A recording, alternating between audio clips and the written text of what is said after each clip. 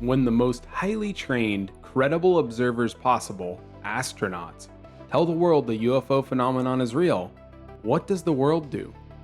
Ignore it, apparently, but that's not what we're going to do here. Across decades of flight and space travel, people at the tip of the technological spear had described objects that moved with no clear propulsion, lights that behaved in ways no known aircraft or spacecraft should, test pilots, astronauts, cosmonauts, engineers, witnesses at the top of their respective fields, from times before spaceflight existed, weaving through Mercury, Gemini, and Apollo eras.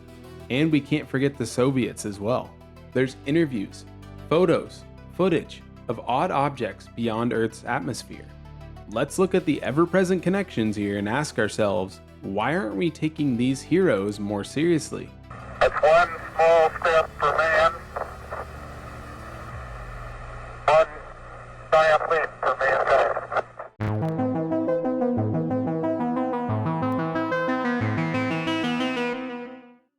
Before anyone left Earth's atmosphere, in 1951, Air Force pilot and future Mercury 7 astronaut Donald Deke Slayton was flying a routine test mission.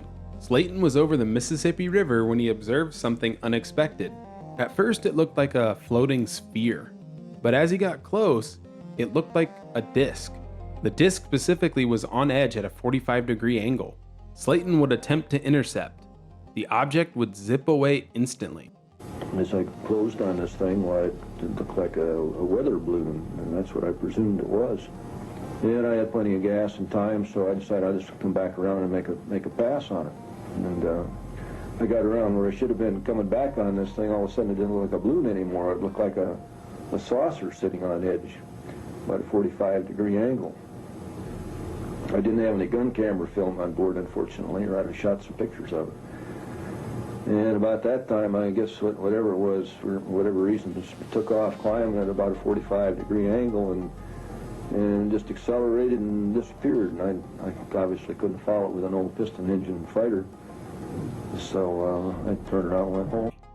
Official explanations later pointed to a high-altitude research balloon. However, the object's track velocity was over 4,000 miles per hour, and balloons don't go 4,000 miles per hour. Also in 1951, while serving as a fighter pilot in Europe over Germany, future astronaut and Air Force test pilot Gordon Cooper reported structured formations of metallic wingless craft moving at a high altitude. Even though Cooper scrambled to intercept, Cooper's jet couldn't keep up. Let's listen to him here. Yes, they were flying quite high. How high we couldn't tell because we couldn't get anywhere near their altitude. But they were either very large craft way up or smaller craft still well above what we could get to. For a day and a half, all of this happened. But then no one wanted to talk about it. Well, we sent a report forward on it, and the answer that finally came back months later was they were probably high-flying seed pods, which didn't sound very logical. Cooper would also reportedly have one of the most fascinating incidents happen to him, pre-astronaut days still. On May 3rd, 1957, at Edwards Air Force Base, Cooper was managing a camera system for engineering imagery. He had two photographers, James Biddick and Jack Geddes. Biddick and Geddes rushed up to Cooper, visibly shaken. It came from, I say little saucer, it was a saucer, came flying over their heads, put down 3 little landing gear and landed right out on the dry lake bed. And they picked up their cameras and started over toward it, filming as they went. And when they got in fairly close to it, it lifted up, put the gear back in the wheel wells, tipped up, and took off at a great rate of speed. And so they came into my office and told me what had happened, and I sent them over to develop the film. And then had to go through all the proper regulations of reporting this. And we wound up having to send the film forward to Washington in the base jet airplane. And I don't know whether anyone's ever seen it since. Again, this man went on to become an astronaut. That doesn't mean that astronauts are perfect, and it doesn't mean that they never lie, but it's a pretty powerful lie if that's what he's choosing to do. Now we get into the true space era. June 1965, Gemini 4 mission. Orbiting over Hawaii, astronaut James McDivitt observed a geometrically perfect white metallic cylinder. He called it a beer can, which sounds like what we would call the Tic Tac shaped craft today. At that point, the Gemini craft that McDivitt was in was drifting around with most electrical systems shut down. He thought that there was potential for the Gemini craft to collide with this unknown aerial object, so he restored the electrical power and prepared to maneuver. He tried to photograph it by grabbing a camera. Apparently the exposure settings weren't correct and the focus wasn't correct and lighting conditions were poor. I would still like to see this tic-tac shaped object. During my flight on Gemini 4 in 1965, I saw an object in space fairly close to our spacecraft that I could not identify. It looked to me like maybe the upper stage of another rocket. I tried to take some pictures of it, but unfortunately the pictures did not come out properly.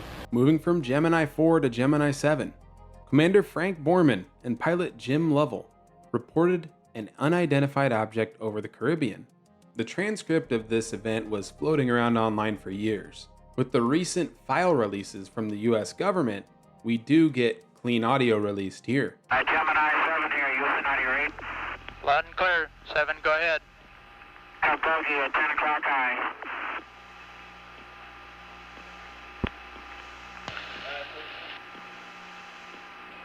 This is Houston. Say again, 7. So we have a bogey at 10 o'clock high. 7, is that the booster or is that an actual sighting? Say again, 7. So we have several, looks like debris up there, actual sighting. You have any more information, estimated distance or size? And we also have the booster in sight. Understand you also have the booster in sight, Roger. Official analysis attributed this to a booster stage, but the audio doesn't really sound that way to me from these highly trained observers. Fast forward to July 1969, Apollo 11. It was our pleasure to have participated in one great adventure. It's an adventure that took place not just in the month of July, but rather one that took place in the last decade. We all here and the people listening in today had the opportunity to share that adventure over its developing and unfolding in the past months and years. It's our privilege today to share with you some of the details of that final month of July that was certainly the highlight for the three of us of that decade. One day out from the moon, Buzz Aldrin reported a sizable object shadowing them while en route to the moon. Now, obviously, the three of us were not going to blurt out, "Hey, Houston, we got something moving alongside of us, and we don't know what it is. You know, can you tell us what it is?" We weren't about to do that because we know that those transmissions would be heard by all sorts of people, and who knows what somebody would have demanded that we turn back because of aliens or whatever the reason is. So we didn't do that, but we did decide we just cautiously ask Houston, how far away was the S4B? Unaware of the drama unfolding in space, Mission Control radioed the position back to Apollo 11. Apollo 11, Houston, the S4B is about 6,000 nautical miles from you now, over. And a few moments later, they came back and said something like it was 6,000 miles away because of the maneuver. So we really didn't think we were looking at something that far away. So we decided that after a while of watching it, it was time to go to sleep and not to talk about it anymore until we came back and debriefing. The crew attempted optical tracking using a telescope. The object reflected light and maintained a stable trajectory before disappearing from view. We can see the crew had differing descriptions of what the object itself actually looked like. We have an L-shaped, but also less defined descriptions as well. These men do not look like they've completed the greatest undertaking in human history. I'm sure there are nerves here, but this goes a little bit beyond that. Buzz Aldrin, meanwhile, has also had another moment of interest post-moon landing that I want to talk about. You're the one who said you walked on the moon when you didn't. Calling the kettle black, if I ever thought of it. Saying I misrepresented myself. Away from me. You're a coward and a liar and a thief. He seems to confirm a monolith on Mars live on TV here. Visit the moon of Mars. There's a monolith there, a very unusual structure on this little potato-shaped object that goes around Mars once in 7 hours. When people find out about that, they're going to say, who put that there? Who put that there? Well, the universe put it there. If you choose, God put it there. If you so choose, indeed, Buzz. Meanwhile, Neil Armstrong might not have talked much about UFOs in the public eye, but what does this mean? Today we have with us a group of students among America's best. To you, we say, we have only completed a beginning. We leave you much that is undone. There are great ideas undiscovered, breakthroughs available to those who can remove one of truth's protective layers. There are places to go beyond belief. Those challenges are yours. In many fields, not the least of which is space, because there lies human destiny. Strange way to phrase something, and I'm sure he knows more than he can say. One of the most controversial voices to emerge from NASA was French aerospace communications engineer Maurice Chatelain. Chatelain worked on the data processing and communication systems during the Apollo missions. In his 1978 book, Our Ancestors Came from Outer Space, Chatelain claimed that every Apollo and Gemini mission were followed by unidentified craft. Quote, all Apollo and Gemini flights were followed, both at a distance and sometimes quite closely, by space vehicles of extraterrestrial origin. Every time it occurred, the astronauts informed Mission Control, who then ordered absolute silence. Another bombshell from Chatelain. Armstrong and Aldrin reported seeing 2 UFOs sitting on the rim of a crater on the moon after landing. He says it was common knowledge at NASA, but nobody has talked about it until now. Chatelain would also suggest that astronauts would report UFOs. Radio traffic would then be scrubbed or withheld from the public. Astronauts would also use code words to not trip the public that there might have been a UFO. I just want to reframe the press conference with the Apollo 11 crew.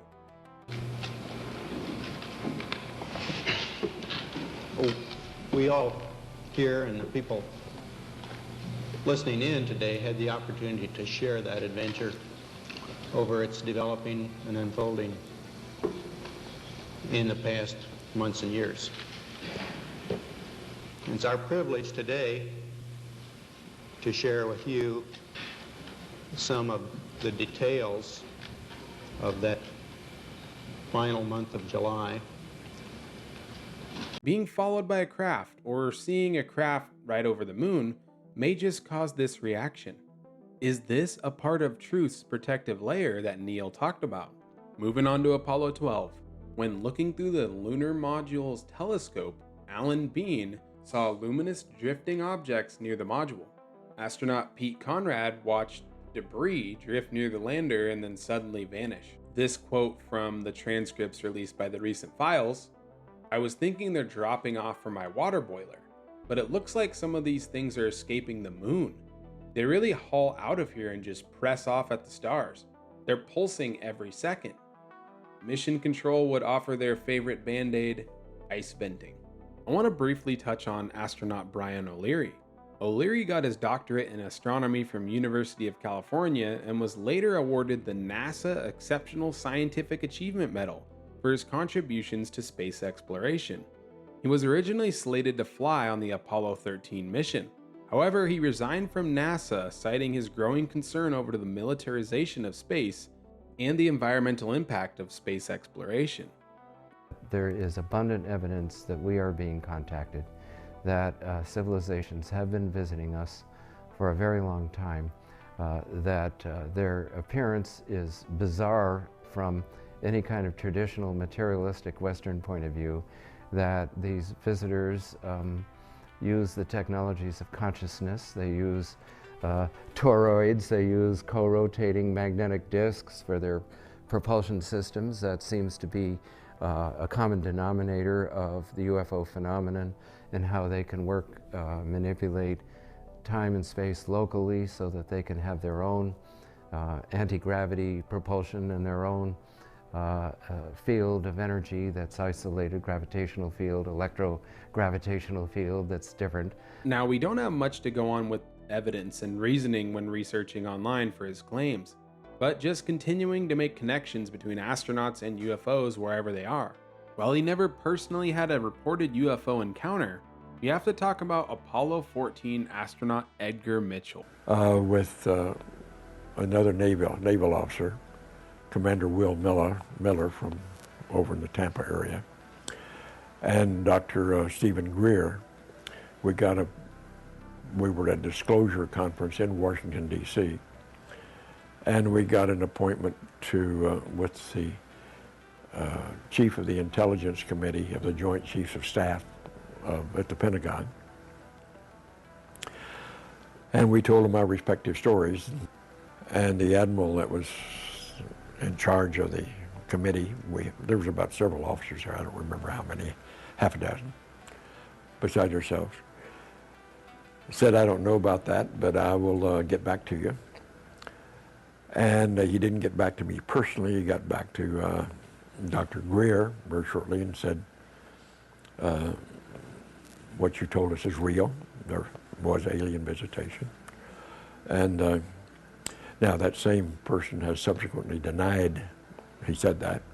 However, we have independent corroboration that he did go checking, found the location of the so-called special access programs, or one access, special access program, and was told, "Admiral, you don't have need to know, therefore we can't talk to you."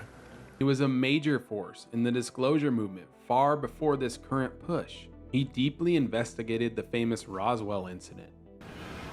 These folks, because they had been shushed and told not to talk about their experience by military authority in those days, and on dire consequence if they did, felt that, and here in the 70s, many years later, that they didn't want to go to the grave with their story. They wanted to tell somebody reliable.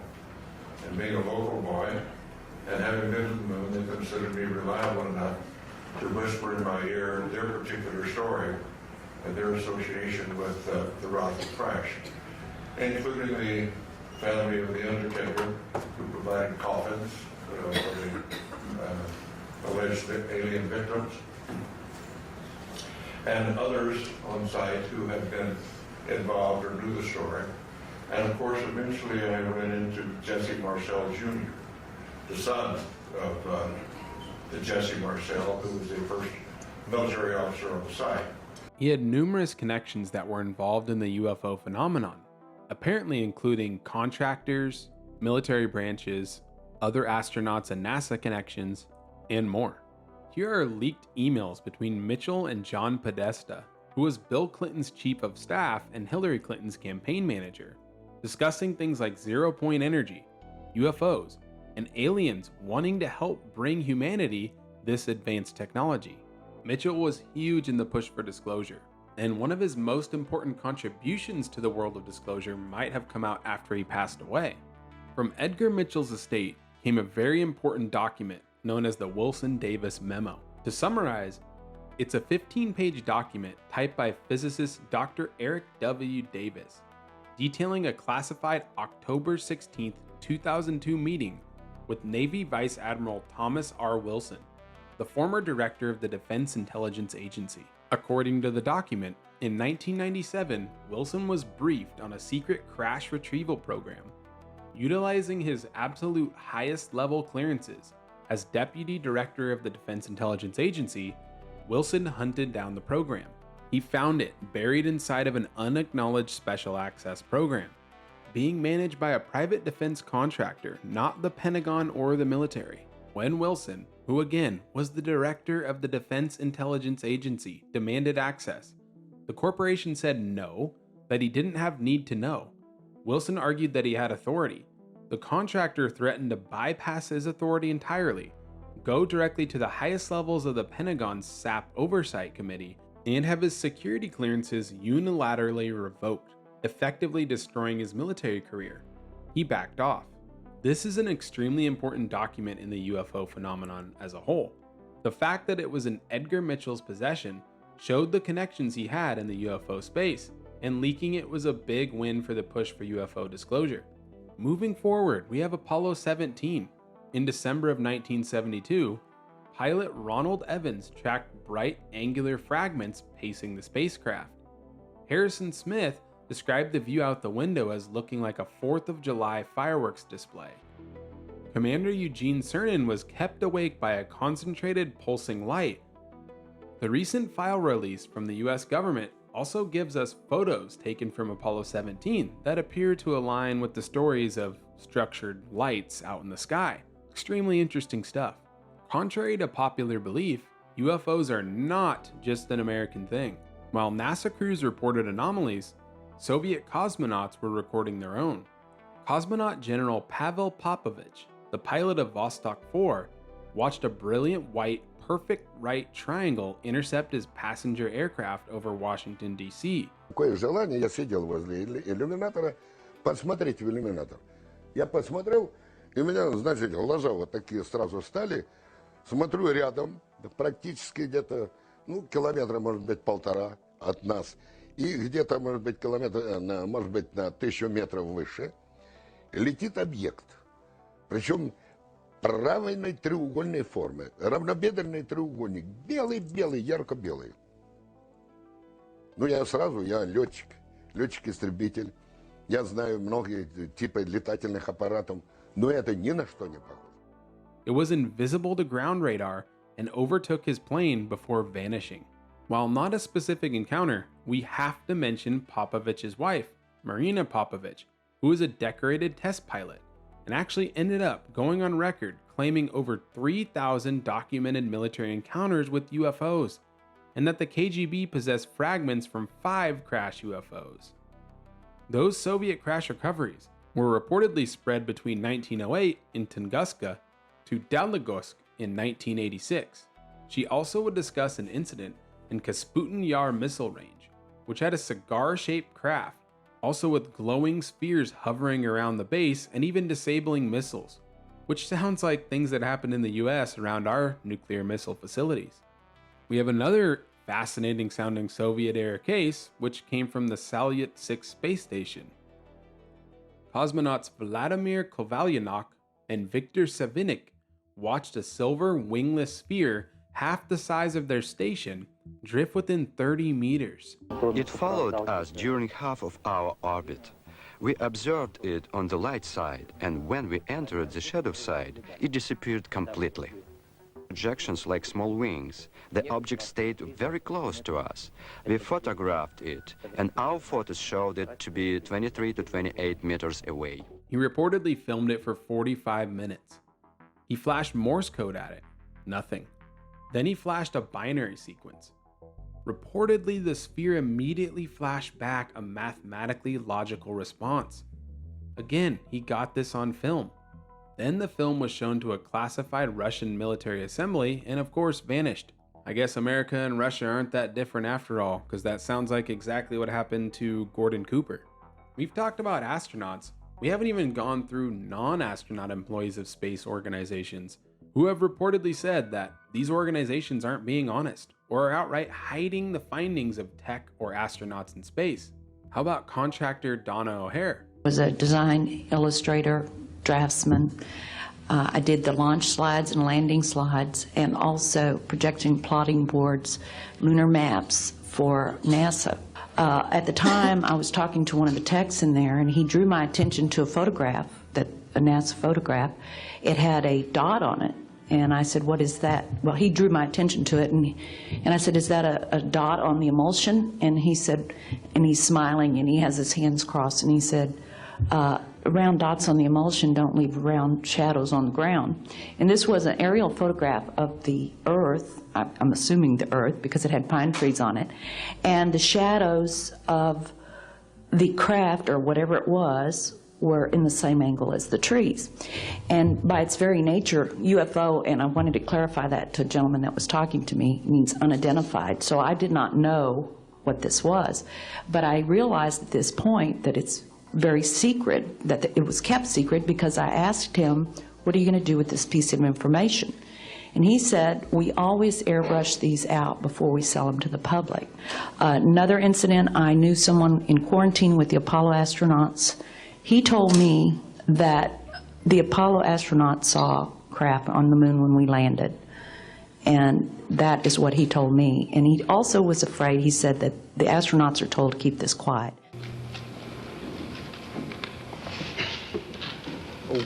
We all here and the people listening in today had the opportunity to share that adventure over its developing and unfolding in the past months and years.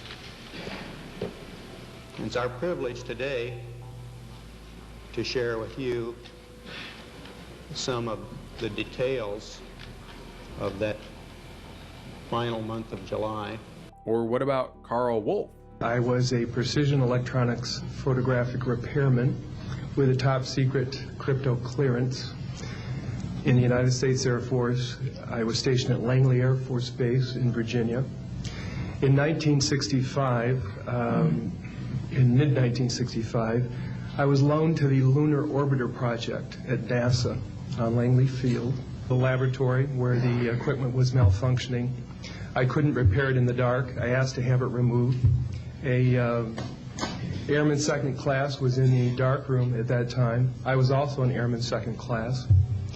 I was interested in how the whole process functioned, how the data got from the lunar orbiter to the laboratory. Asked the young man if he described the process to me. He did. About 30 minutes into the process, he said to me, in a very distressed way, by the way, we've discovered a base on the backside of the moon.